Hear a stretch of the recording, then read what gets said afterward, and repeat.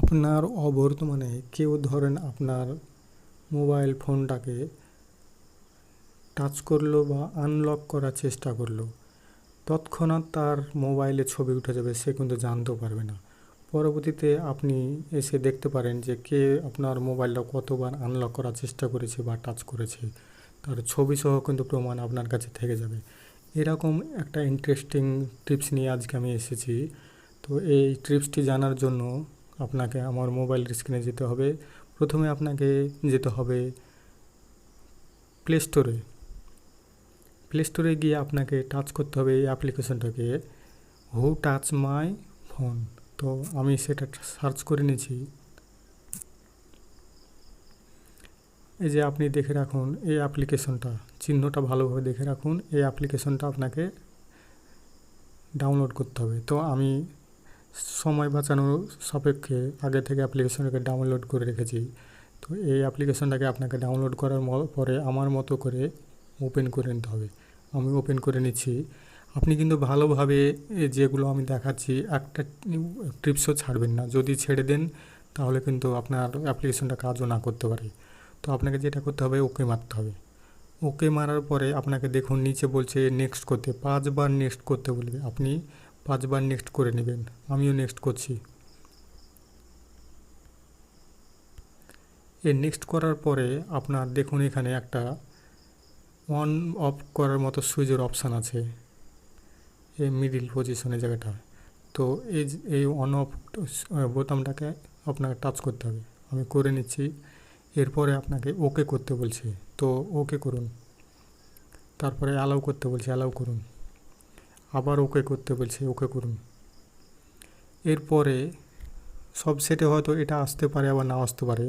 তো যেহেতু আমার সেটে এসছে তাই আমাকে এটা এখানে নট অপটোমাইজড করা আছে, সেটার নিচে উপরে টাচ করবেন, এখানে অল অ্যাপস আসবে, অল অ্যাপসে টাচ করবেন।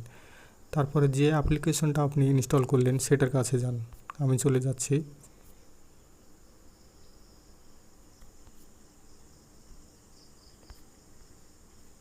হ্যাঁ, এই যে আসলাম। তারপরে আপনাকে এটাকে বলছে ওকে মারতে, তো আমি ওকে মেরে দিচ্ছি।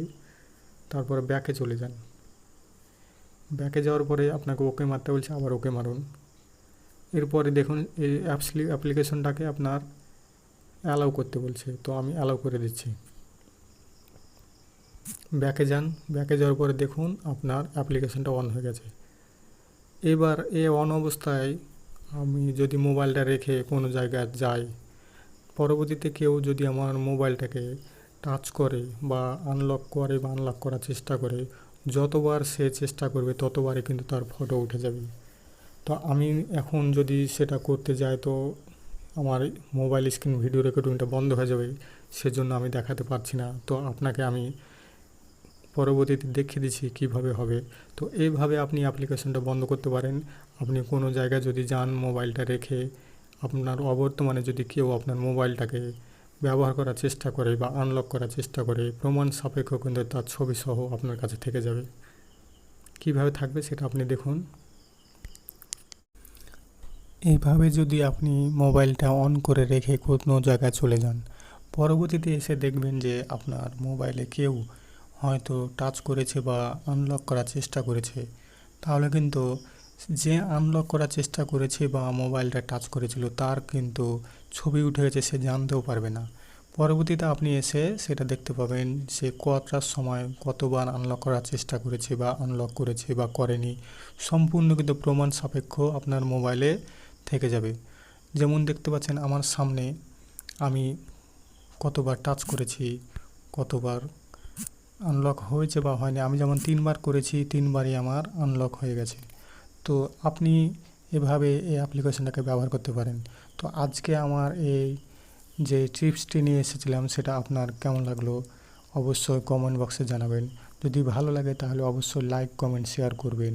আর আর আপনি যদি আমার ইউটিউব চ্যানেলে নতুন হয়ে থাকেন তাহলে অবশ্যই আমার ইউটিউব চ্যানেলটাকে সাবস্ক্রাইব করে রাখবেন, পাশে বেল বাটনটাকে অন করে রাখবেন, যাতে পরবর্তীতে নতুন কোনো ভিডিও আপলোড দেওয়ার সাথে সাথে আপনার নোটিফিকেশানে চলে যায় সবার আগে। আর আপনি যদি আমার ইউটিউব চ্যানেলটাকে আগে থেকে সাবস্ক্রাইব করে থাকেন তাহলে আপনাকে অসংখ্য